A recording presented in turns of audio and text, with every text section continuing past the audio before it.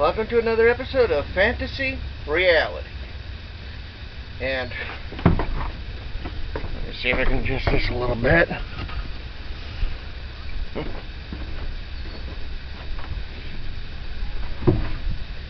And for this episode, I'm going to talk about what would a guard in a fantasy city wear. And one important question is, what kind of fantasy are we talking about? Are we talking about a typical high fantasy that is set in a medieval type world? Or are we talking about an urban fantasy where the technology is more similar towards, say, the industrial age and so on, like to the modern era? Or are we talking about something that's just futuristic, in which case you got science fantasy? And sometimes you're going to have stuff that just mixes all that together. A good recent example of urban fantasy would be the movie Bright. It stars Will Smith and Joel Edgerton, and it's set in an alternative reality where various fantasy creatures like orcs and elves and centaurs and dwarves and presumably a few others, in addition to humans, have survived to the modern day, and they're commonplace. And basically, Will Smith's character, he's a veteran LAPD police officer, and he's just got a new partner who happens to be the nation's first orc police officer. And well, it's your basic buddy cop sort of thing, where somebody's trying to bring back a really big bad, and you got these two guys, they got to figure out how to work together, and they have to take down the bad guys. It's just your basic cop story, really. But you got orcs, they're big guys, or at least decently big, big and strong. And then you got these elves who are just quick. And of course, since it's an urban fantasy set in 2015, you got guns, you got rifles, you got shotguns, you got modern day weaponry, basically.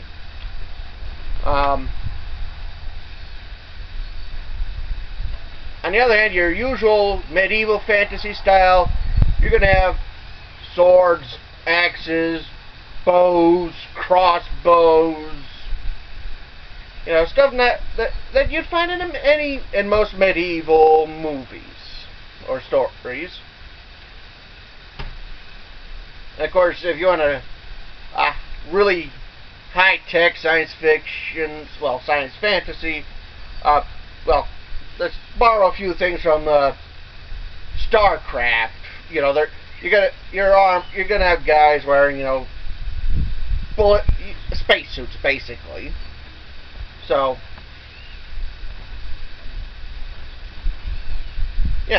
like I said, it depends on what setting and what level of technology you can have for your world.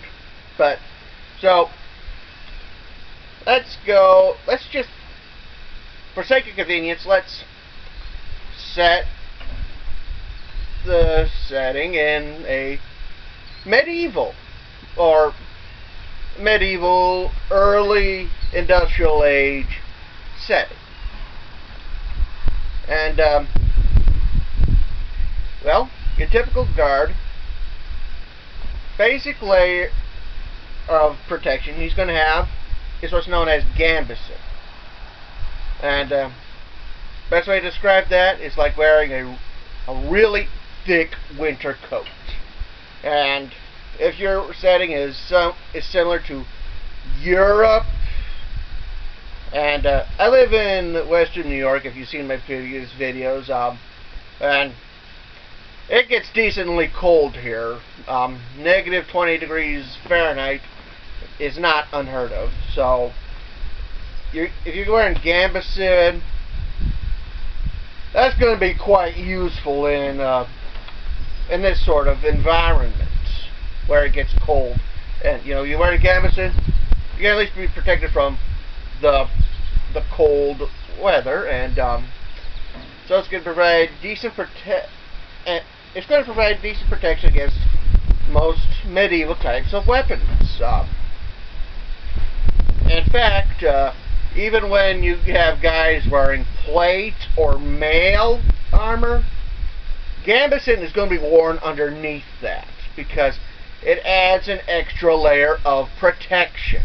And so, you're going to, every guard, they would be wearing Gambeson.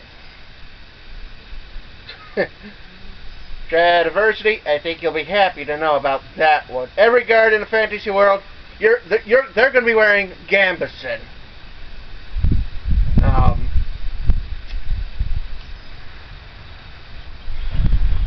And next layer of protection, again, is going to depend on the level of technology, but I could definitely see mail armor, chainmail armor, the style, chain links, all those rings. Definite. That's a possible. And I mean, that might be that just might be your beat armor, where you got your Gambeson and you got the chainmail on. You could probably wear that reasonably well for 8 hours. Let's just call that your shift. Plate armor, well, full plate, well, I only see that if you're dealing with like a riot situation. Because if you're going into that level of protection, that level of danger, yeah, you're going to want as much protection as you can. You're going to want to protect your legs. You're going to want to protect your arms. You're going to want to protect your head and everything else. But for like a day, for just like a walk on the beach, I could possibly see like a breastplate, covering, from here to here. Possibly a back plate, very useful. I can also probably see at least some fan braces for the arms and maybe some greaves for the legs. Because, let's face it, you want those protected. And a good Gambeson that kind of goes down to your knees, that's going to at least have that decently covered. And basically, people, are going to be similar. So, what kind of things do modern day police officers face? They face off against guys with knives, and for the most part, their armor is decent protection against that. Because if their armor wasn't any good, they wouldn't be using it. No police force would issue poor armor to their officers unless they wanted to get massively sued. A similar situation would apply to the guards of a city. They would want their guys to be as protected as much as possible. So, and with a Gambeson and a chainmail, really good chainmail, mind you, as well, to say nothing about your basic breastplate or if need be your full plate stuff. That's going to be a Gambeson. Well, that's going to provide decent protection against a knife attack. It's not perfect, but at the very least, you got the armor and you got the Gambeson, and let's say your blade is like this thick, is this long. I mean, even if it could somehow go through the mail and the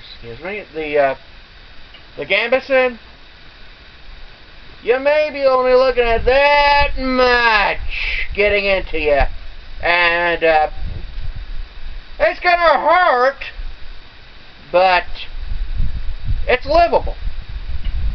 I mean, it might only penetrate, at most, that knife might only penetrate an inch, but, or 2.5 centimeters, but you can live with that, because the energy is going to be just dispersed enough due to the armor, and the Gambesson is going to absorb the flow from the punch, for lack of a better word, and it's going to be survivable. And let's hear, what else would a guard face? Oh, they might have to face off against dogs. Because, well, let's face it, modern day police officers, they deal with dogs. And what's your instinct? Well,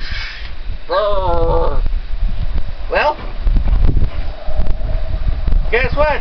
That Gambesson, it's going to be torn to pieces. But on the plus side, your arm should be fine. It might get broken, and maybe you might get a sprain. But on the plus side, you should at least still have your arm. And of course, as for dealing with the dog, I'm sorry. But let's face it, vicious dog attacks you, you do what you gotta do.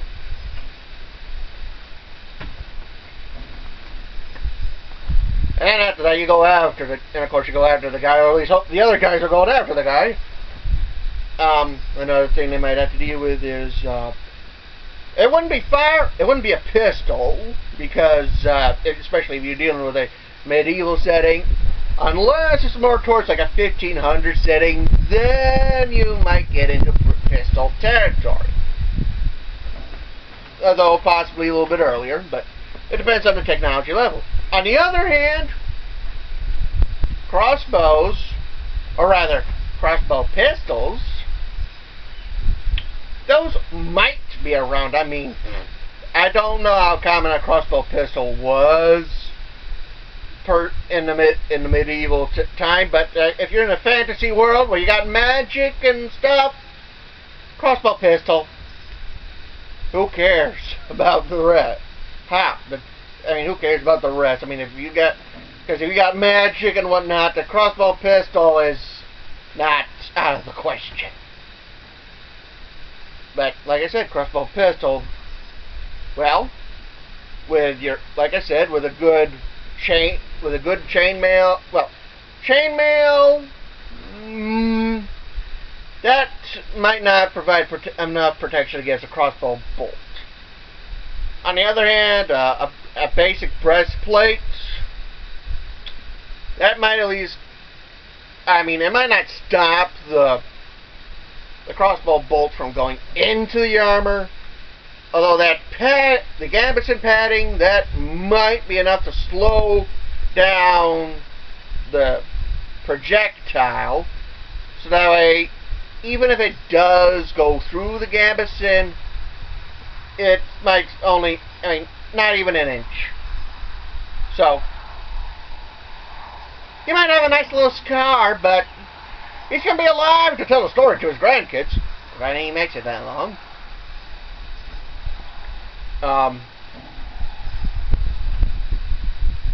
Let's see here, what else is there?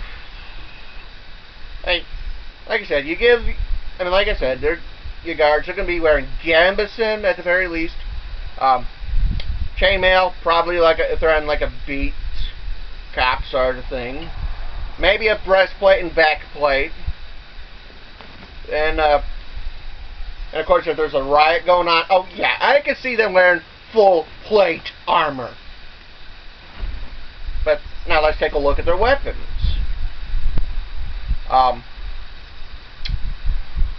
At the very least, they're going to be carrying a spear. Because easy to cheap, everybody can, it's like, we have 100 spears, here you go lads, go out on patrol. Yeah, because spears are very easy to make in any era, even today. Very easy to make. Another thing that might be possible is a sword. Your basic arming style sword. It's nothing fancy, but it does the job. It does the stabbing. It does the cutting. It does everything decently well. And a spear and a sword, that's probably a good deal, for your average guard. Of course, if there's someone that's like guarding a gate, I could possibly see them wearing the full set of armor. I could see that. And I could also see them wielding a halberd or a poleaxe. Because you got, with a good poleaxe or halberd, you got an axe blade, you got a spearhead, and you either have a hook or a good hammer. Either of which can do plenty of damage against anyone trying to come into an area that they are not allowed to come into. Shields, kind of all depends, but at the very least it would be a decent sized shield for starting up. Kite shield, possible, because that covers your shoulder and your legs pretty decently well, and you can use that and use your sword. Decent defense right there. Even assuming, although for the most part, I don't see them carrying that all the time, because let's face it, you got your sword, you got your spear, carrying another shield. Well, I don't see them carrying that all day long. At least with a spear, you can at least use that to help out your walking. Now, a shield, again, if there's a riot going on, yeah, bring the shield. Especially, bring a kite shield. Yeah, you'd want that. But if you're just out on patrol, walking around, I don't see much of a need for a shield, especially if you got decent enough armor to protect you against most everything else.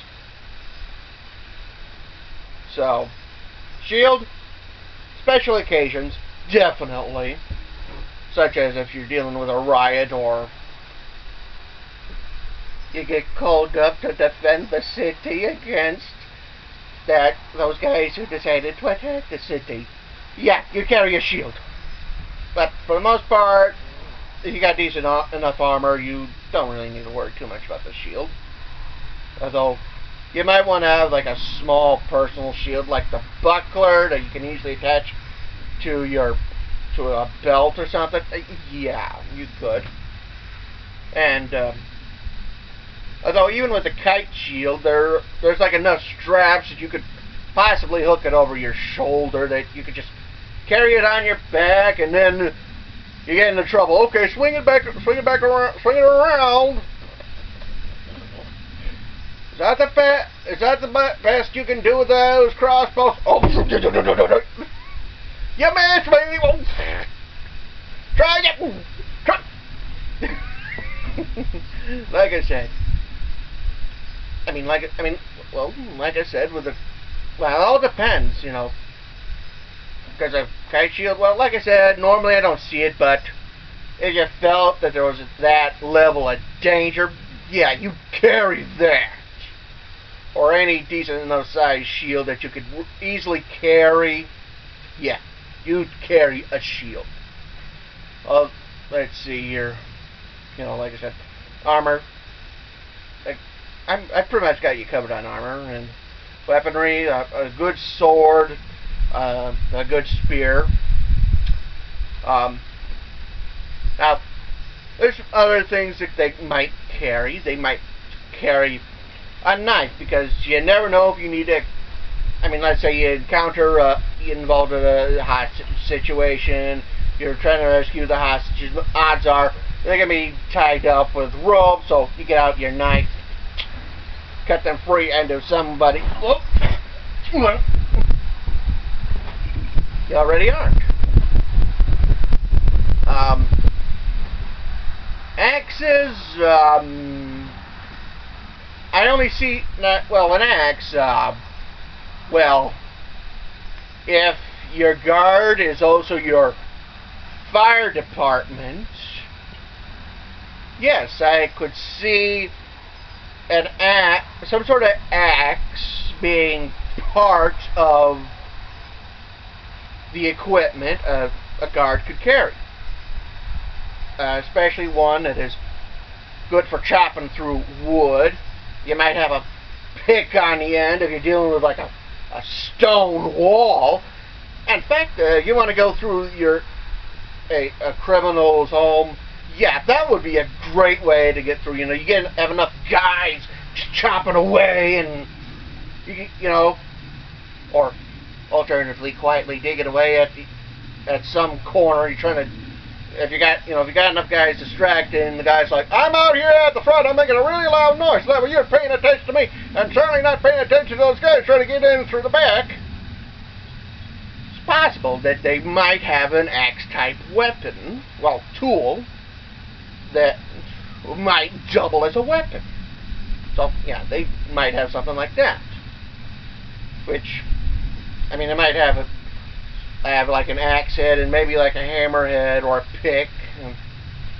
Kind of all depends. Which, like I said, might be useful if you're trying to get through some sort of wall in order to get to either a criminal or rescue somebody in a fire situation. Let's see here. Then there's like these man catcher things. I mean, the idea is that it sort of acts like it's like a set of handcuffs, only you put it around the guy's neck. And you have 3 or 4 guys. That guy's only going where you want him to go. I mean, I could see if you're dealing with some guy who's not really wearing any armor. If you have it properly set up, it's like, you ain't going anywhere unless we say you can go. Okay. I can see that for like a prison transport scenario. Or if you just want to play and capture someone alive. But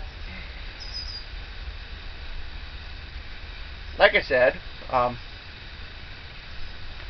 typical equipment would certainly be a gambeson type armor, maybe a plate or chainmail type armor. Definitely greaves and vambraces. Gloves possible. Shoes certainly are the equivalent. Spear and sword definitely.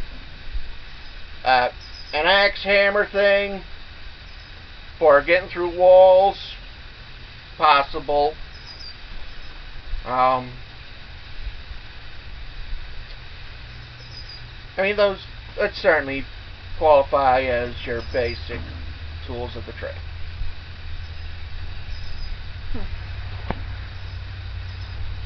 Can't really think of much else you'd need, except for maybe a helmet. Certainly. Shield, like I said, depends on the situation. There's some types that are better to carry all day. And they would certainly patrol in shifts. They'd have like an 8-hour shift, then you got the second shift.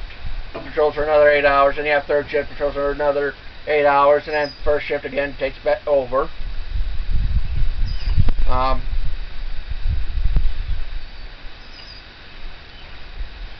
But, you know, basically, something like that, your average guard would certainly be wearing. Well, that's it for this edition of Fantasy Reality. See you later. Bye.